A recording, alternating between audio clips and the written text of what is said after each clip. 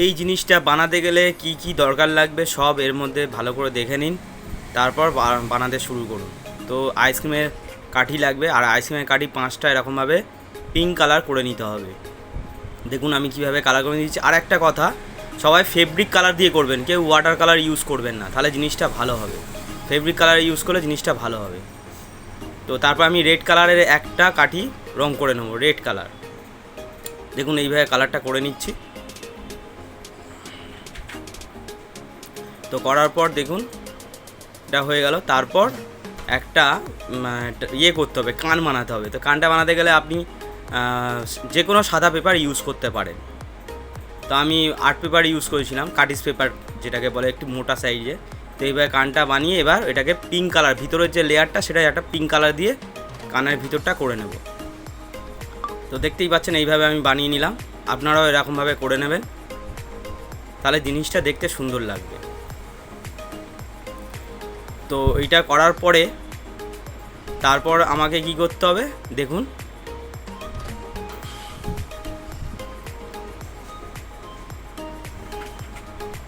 তারপর ওই যে পেস্টটার এখানে একটা আর্ট পেপার বা কাটিস পেপার দিয়ে এইখানটা একটা সাদা পেপার আটকিয়ে নিতে হবে, করলে জিনিসটা দেখতে সুন্দর হবে। তারপর যে 5টা যে কালার করেছি আইসক্রিমের যে কালারটা, সেটাকে সুন্দর করে সমান করে এখানে আটকিয়ে দিতে হবে। দেখুন, তো আমি এটা পুরোটা সমান করে আঠা দিয়ে স্টেপ বাই স্টেপ আমি আটকিয়ে দিচ্ছি। আপনারাও এইভাবে ফেভিকল আঠা দিয়ে এরকমভাবে আটকিয়ে নেবেন।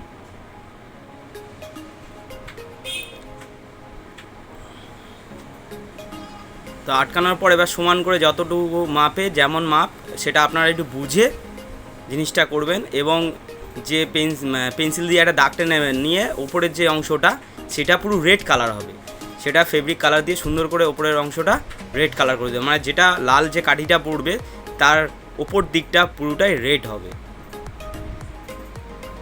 তো আমি এইভাবে রেড কালার করে নিলাম, আপনারাও করে নেবেন। করার পর উপরে যে কাঠিটা আছে আইসক্রিমের যে কাঠিটা রেড কালার করেছিলাম সেটা আটকে দিতে হবে। তো এটা আটকানোর পরে এবার আমাকে কি করতে হবে, কানগুলো সুন্দর করে বসিয়ে নিতে হবে সমানভাবে। তো দেখুন আমি এইভাবে সুন্দর করে সমানভাবে একটুখানি তিকোনা করে কেটে এটাকে সমান করে, যাতে একটুখানি মানে বেঁকে থাকে, তো সেই হিসাবে ওরকমভাবে আপনারাও আটকে নেবেন। তো দেখুন এরকমভাবে আটকানো হয়ে গেল। আর একটা, আপনি গুগলির চোখও ইউজ করতে পারেন, বা আপনি সাদা পেপারের ওপর চোখ এঁকেও আপনি ইউজ করতে পারেন। যে আমি গুগলির চোখ দিয়েছি বলে আপনারাও দিতে হবে তার কোনো মানে নেই, আপনারা নিজেরাও করতে পারেন। আর এরকম রেড কালার দিয়ে একটা নাক করে নিতে হবে।